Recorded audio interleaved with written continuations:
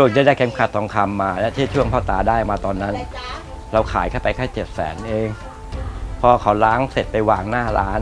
ผลที่สุดเส้นนั้นรู้สึกว่าจะขายไป20 กว่าล้านนะพดด้วงเงินแบนรอ5แล้วก็มาเพื่อเครื่องทองไม่ได้รวยลูกคือว่าเรามันหาเช้ากินค่ำเราไม่เห็นอะไรหรอกเพราะว่าข้างล่างไม่มีแสงลงไม่ถึงที่เราจะมองเห็นได้แค่เม็ดเดียวพอลงไปเม็ดนึงก็มืดละ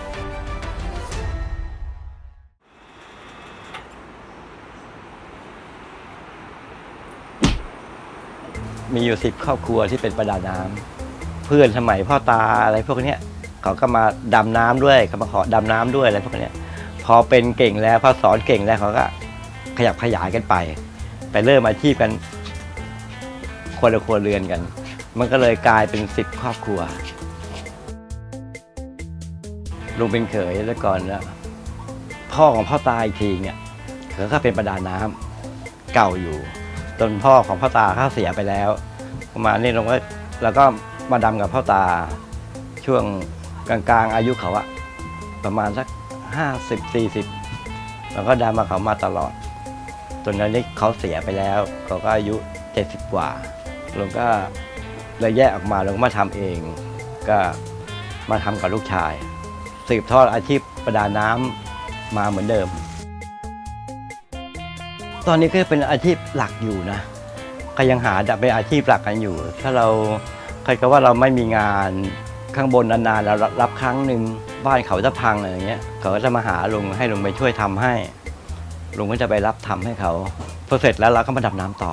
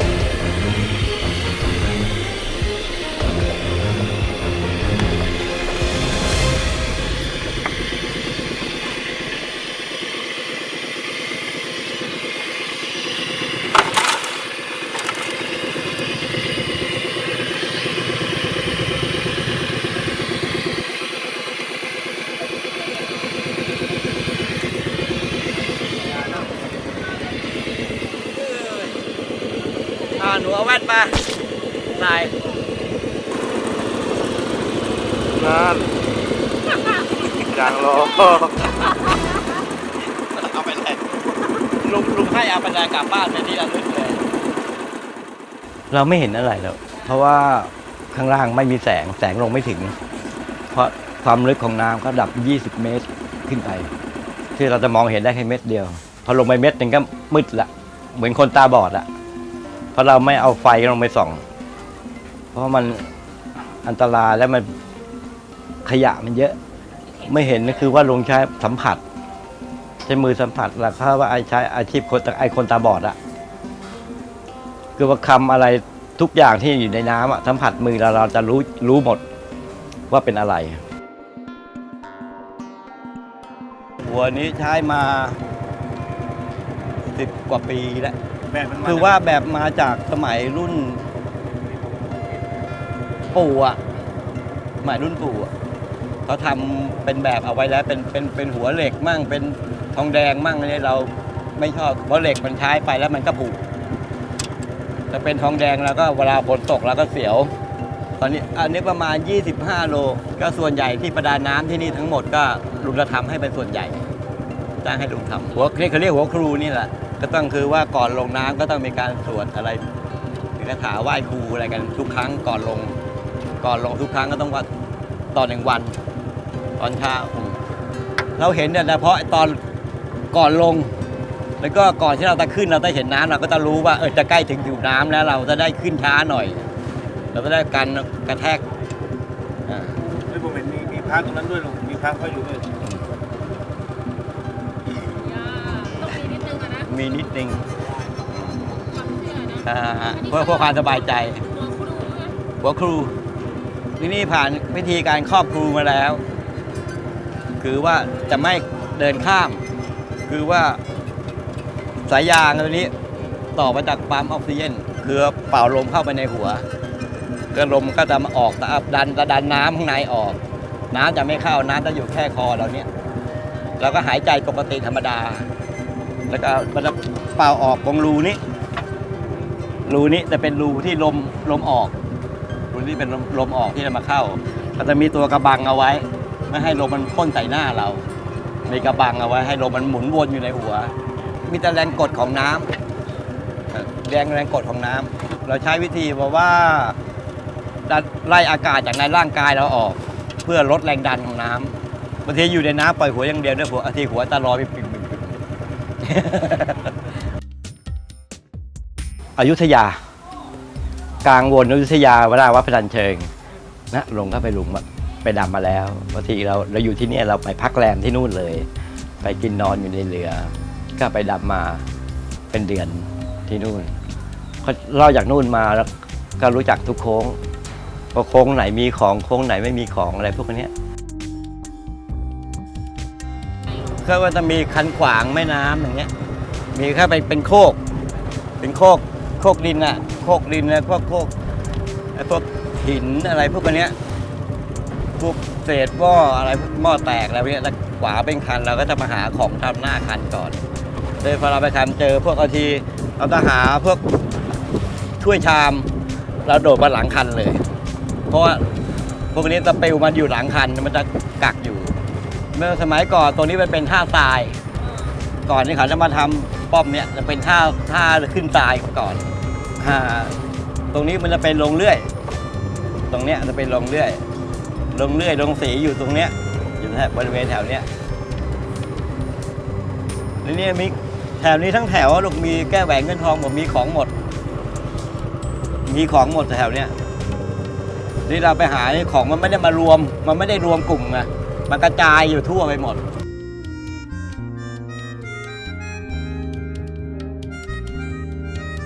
เราก็จะดูประวัติเก่าๆด้วยว่าเป็นหมู่บ้านริมน้ำแล้วก็ไปตลาดริมน้ำก็เป็นท่าเรืออะไรพวกนี้และอีกอย่างนึงคือเราดูกระแสคุ้งน้ำด้วยเพราะว่าสมัยโบราณก็มีน้ำท่วมพวกข้าวของอะไรพอน้ำลงก็จะไหลลงมาอยู่ในแม่น้ำเจ้าพระยามันก็ของใหญ่พวกโอ่งพวกไหเนี่ยมันจะอยู่ตามคุ้งน้ำมั่งอยู่กลางแม่น้ำมั่งสบายเส้นกงๆก็จะอยู่กลางแม่น้ำแล้วก็ไปหาตามนั้นเราดูกระแสน้ำแล้วก็ดูคุ้งน้ำว่าจะมีของไหมตอนเราเข้ามาในพอหลุดจากนู่นมาแล้วมาถึงปากเกร็ดนั่นก็มันมีหมู่บ้านชาวมอญมาที่ปั้นโอ่งปั้นไหอะไรกันที่นั่นอ่ะก็เยอะเราก็จะไปหาแถวนั้นก็พวกอาหารโอ่งหาไหอะไรกันก็เยอะแก้แหวนเงินทองกันได้กันที่นั่นเยอะเจ้าพระยาเนี่ยเราก็ล่องมาถึงจังหวัดนนท์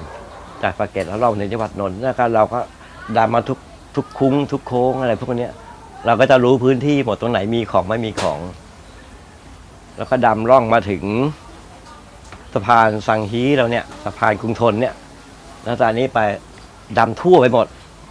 ทุกที่ดำมาแล้วทุกที่ไปไล่ไปจนถึงตั้งแต่สะพานกรุงทนไปจนถึงพระรามเก้าเลยไหมถึงพระรามเก้าแถวอะไรอะสาทรนั่นก็ไปหมดพระรามเก้าก็ไปหมดก็ไปดำหากันแถวนั้นเยอะที่สุดจะมีอยู่รู้จักวัดกัลยาใช่ไหมวัดกัลยาตอนนั้นเป็นหมู่บ้านริมน้ำเยอะก็ข้างบนก็เป็นวัดคนก็ไปทำบุญอะไรกันที่หน้าวัดก็ของแถวนั้นก็เยอะตรงนั้นไปดำหาของเก่ากันเป็นปี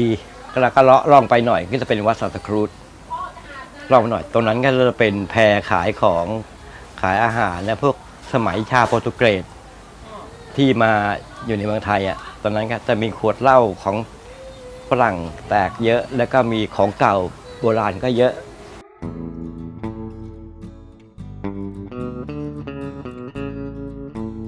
พดด้วงเงินแบนร.5แล้วก็มาเพื่อเครื่องทองมาสารพัดมันอยู่ที่สมัยเพื่อหากเราได้แหวนวงอย่างเงี้ยมันอยู่ที่สมัยของแหวนสมัยอยุธยาสมัยรัตนะอะไรพวกนี้ ก็จะมีราคาเขาว่าถ้าเราได้แหวนว่าบาทหนึ่ง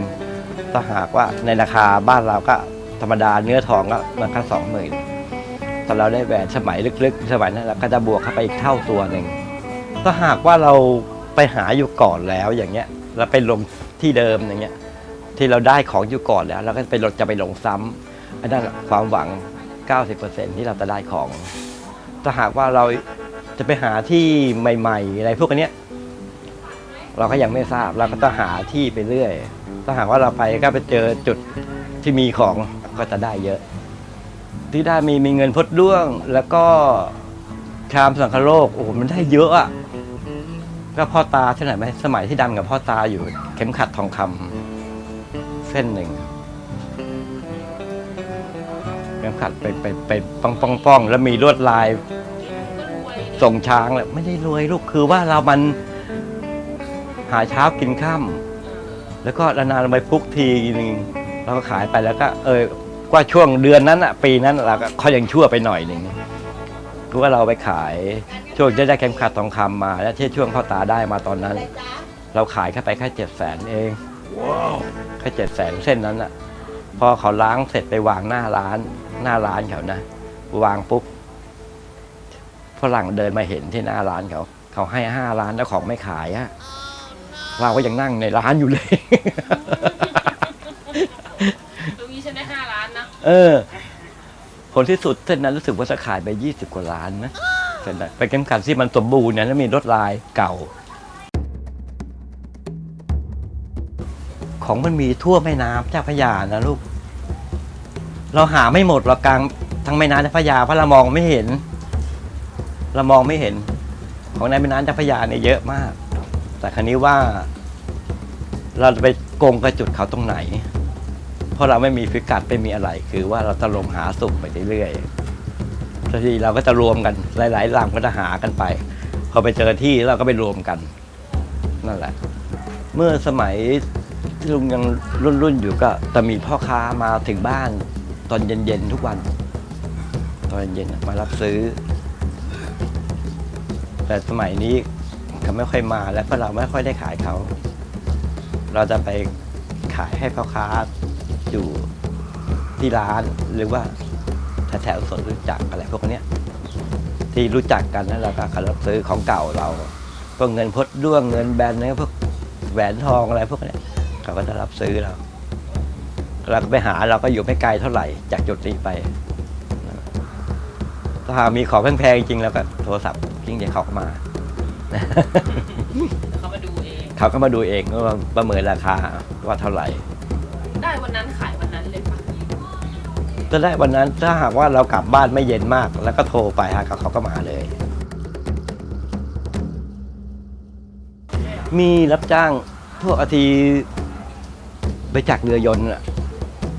ขาดหรือว่าหลุดกลางแม่น้ำเขาก็มาจ้างพวกลุงเนี่ยไปหาแล้วแต่ราคาว่าจ้างกันพวกสร้อยพวกแหวนแล้วที่ก็ทำล่วงน้ำเขาก็มาจ้างมันล่วงข้างเรือลูกแถบว่าข้างเรือเลยไงแถวนี้หายาก ทำไมครับลุงเพราะตัวนี้น้ำมันลึกแล้วก็กระแสน้ำมันจะพัดเอาของลงโทรศัพท์นี่มันจะไม่ได้ล่วงกงนะมันจะล่อนไปเรื่อยๆจะล่อนไปถ้าเราหายากไม่เหมือนทองตรงโป๊ะแต่ว่าไปตรงไหนได้ไหลไป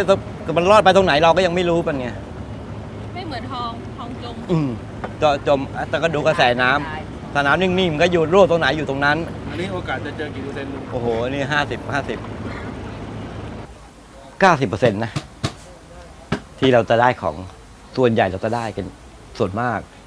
ถ้าหากว่าเจ้าของมันจำที่ไม่ได้จริงๆนั่นแหละมันก็จะหาของยากบางที่มันก็ว่าเขาจำจุดที่ของร่วงไม่ถูกเราก็จะหาของได้ยากถ้าหากว่าหนูจำจุดที่ร่วงได้โอกาส 95% ที่จะได้ของและหนูต้องไม่โกหกกันนะคือว่าหนูร่วงบาทหนึ่งคือหนูก็ต้องบอกบาทหนึ่งถ้าหนูบอกว่าร่วง50 ตังค์2 สลึงแล้วเกิดเขาเจอเส้นบาทมาเขาไม่ให้กลุ่มนะก็หนูต้องคอยจะบอกไม่ถูกเพราะว่าหนูต้องคอยเส้น2 สลึงของหนูเพราะเขาได้บาทเขาเก็บไปแล้วคือมันไม่ใช่ของหนูไงถ้าหนูบอกเขา2 สลึง ถ้าเป็นทองเนี่ยนะมันจะแบ่ง50-50ประดาน้ำครึ่งหนึ่งเจ้าของครึ่งหนึ่งคือว่าร่วงไปแล้วเนี่ยมันจะสูญหายนั่นคือว่าได้ขึ้นมาแล้วมาแบ่งคนละครึ่งนั่นแหละคือทองทีนี้ว่าของบาร์เจ้าของเนี่ยบาทหนึ่งแล้วบอก2 สลึงเพื่อจะได้แบ่งกันน้อยไงทีนี้เขาไม่รู้จักประดาน้ำดีพอเพราะว่าประดาน้ำอยู่ในน้ำเขารู้แล้วเขาเจอของแล้วเขารู้แล้วน้ำหนักเท่าไหร่ว่าของเก๊ของปลอมรู้หมดแล้วในน้ำเขารู้หมดแล้วล่ะเขาชั่งน้ำหนักดูในน้ำรู้มือกระดอกหยิบดูนี่เขารู้เลยเขาเอาขึ้นมาให้เจ้าของดูด้วยนี่บาทหนึ่งนะ2 สลึงของคุณคอยก่อนนั่นแหละเป็นเรื่อง เป็นเรื่องนั่นแหละแล้วก็มาขอที่หลังบอกว่าของเขาเองแหละเขาแกล้งบอก2 สลึงนี่เราก็มันก็สงสารก็เห็นใจเราก็แบ่งกันไปเดิมคนละครึ่งยกเว้นแหวนเพชรเครื่องเพชรนี่แล้วแต่ว่าจ้างเพราะว่าเราประเมินราคาเท่าไหร่ไม่ถูกเมื่อกี้ไม่ทราบเป็นอะไรละคนโดดน้ำฆ่าตัวตายโดดทางสะพานพระราม 8เราเข้าไปช่วยไปทันเพราะว่าเขาลอยตัวได้ช้าแต่เขาลอยตัวได้นานเราก็ไปช่วยได้ทันไม่เห็นหัวอยู่เลยยังเห็นหัวอยู่เมื่อกี้เนี่ยเข้าไปหายไปแล้วตะกายน้ำตตอนนี้คงจะว่ายน้ำไม่เป็นด้วยหรอมั้งกระโดดจากฝั่งไหนฝั่งอันนู้นสะพานฝั่งอันนู้นไม่ใช่ฝั่งกับเราแต่ฝั่งกับเราจะเห็นได้ชัดก่อนคนนี้ที่กระโดดเนี่ยมีผู้หญิงมากระโดดนักศึกษาสาวมาโดดน้ำแล้วก็มีคนที่ใต้สะพานกระโดดไปช่วยคนที่โดดไปช่วยหมดแรงก่อนมาส่งคนขึ้นถึงโป๊ะแล้วคนที่โดดน้ำฆ่าตัวตายรอดตายแล้วแต่คนไปช่วยตายมันเป็น10 คนแล้วที่เห็นเราก็ไม่กลัวแล้วก็เฉยๆถ้าเราช่วยได้ทันเราก็พยายามไปช่วยถ้าเราช่วยไม่ทันก็สุดวิสัยที่เราจะไปช่วยได้แป๊บเดียวเองที่เรายังเห็นหัวลอยคออยู่เลยวิ่งเรือเข้าไปหายไปแล้วเรื่องนี้ทำไงต่อคะตอนนี้เดี๋ยวก็คงต้องคอยเขาลอย3 วันมานี่แล้วมูลนิธิไอ้นี่ของวชิระเขาแจ้งไปเขาแจ้งไปลูกวิ่งไปช่วยมาแล้วไม่ทันวิ่งกันไปช่วยแล้วก็จมหายไปเลย